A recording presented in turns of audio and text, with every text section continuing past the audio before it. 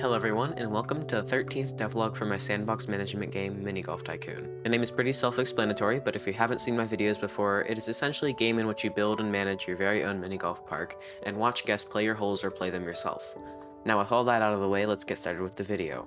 I started off the week right by putting a poll in my Discord server for people to vote on what they wanted me to add this week. The options were clouds and weather, new foliage, those shape props you see at every mini golf park with maybe the option for custom colors, or a new waterfall decoration to make your parks beautiful. Not to my surprise, the weather won the vote. If you want to participate in the next poll, click the link in the description to join my Discord server. So the next day I started work on the clouds. But shouldn't you be focusing on important things like the research system or fixing your broken game? No, I want clouds because they are neat and fluffy. So I looked online for some tutorials on low poly clouds, found nothing, and decided I might actually have to, make them myself. So I quickly modeled 3 ugly clouds in Blender and then imported them into Unity. But I still had to make a script that would spawn them in the world, so I quickly wrote down something that state sheets the clouds at a slightly random height, speed, size, and rotation. And it definitely worked first try. This worked first try, I'll be so happy. It appears that this is not working because I never added the clouds to the array.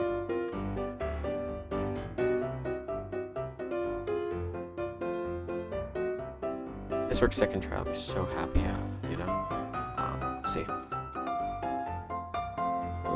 That does not seem to be working. Okay, I'm pretty sure I fixed the meshes here, so let's hope that this works now.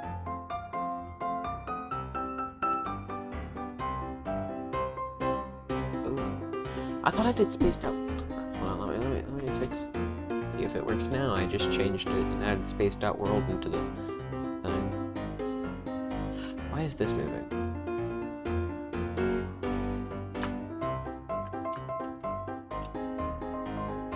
Oh, I think it's trying to set itself to be.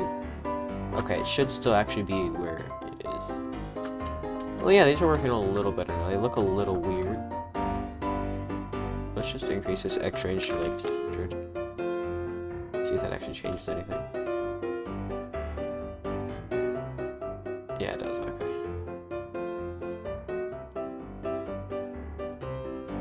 Yeah, I got like 0.5 or so.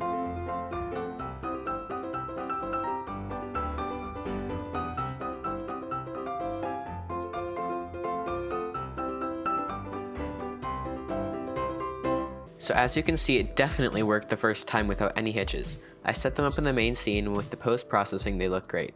I also changed the material to be slightly transparent, and with the clouds finished and slowly moving across the sky, I moved on to making it rain. Not knowing how to go about doing this, I looked up some tutorials online and found this really nice one that uses geometry shaders to make a rain and snow effect.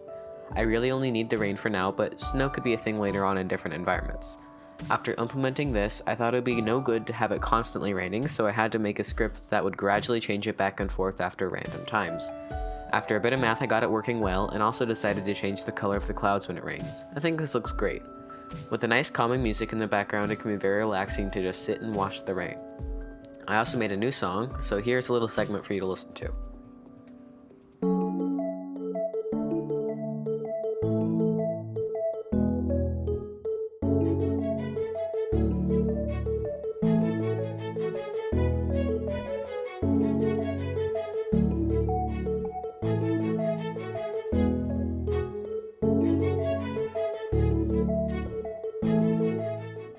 Someone playtested the game for me and gave me some good feedback, so I decided to implement that.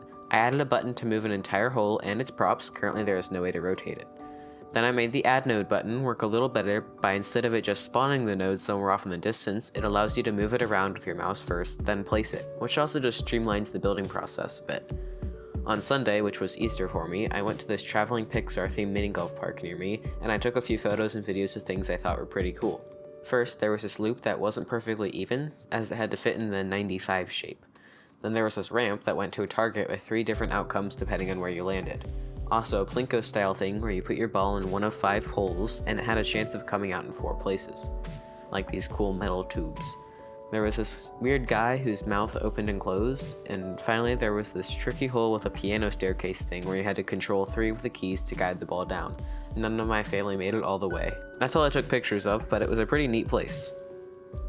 After that, I got back to work and added some ambiance of sound effects like birds and rain, which makes the game just a little bit more relaxing. And for my last feature of the week, I gave use to that par section of the WinUI when you play your own hole, by giving you the ability to set the par of each hole.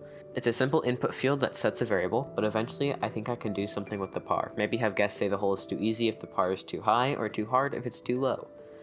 I don't know if anyone has noticed, but I've been trying to put a little more personality into my videos so they are hopefully a little more interesting, or at least don't make you want to click away in boredom. I will try to get better at it, as I feel I could have done better in this one, but let me know if you even want to keep them like this.